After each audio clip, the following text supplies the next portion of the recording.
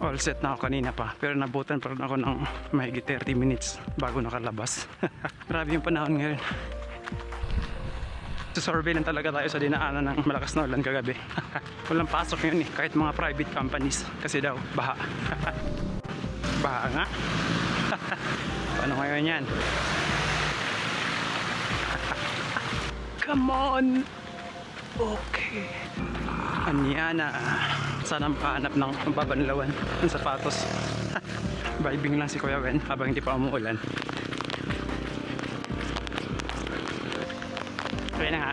Pero mas gusto ko yung ganitong takbo. Hindi nag-i-spike yung heart rate ko. Yung tubig, sir. Thank you. Hindi pa rin pala tapos to. Nag-start ako, wala pa yan eh. Pinaplano pa lang yan. Inaayos ko na yung schedule ko dito sa week 22 ko. Kasi last na to eh. Start na next week ng training. Kasama na doon yung change shift pang gabi na ako ngayon sa trabaho. Madaling araw yung gun start eh. Para naka-align tayo, di ba? Kumukulo tiyan ko. May nagpaparamdam.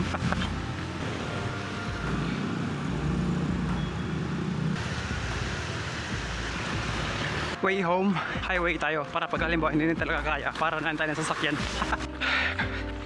Downhill, we're here.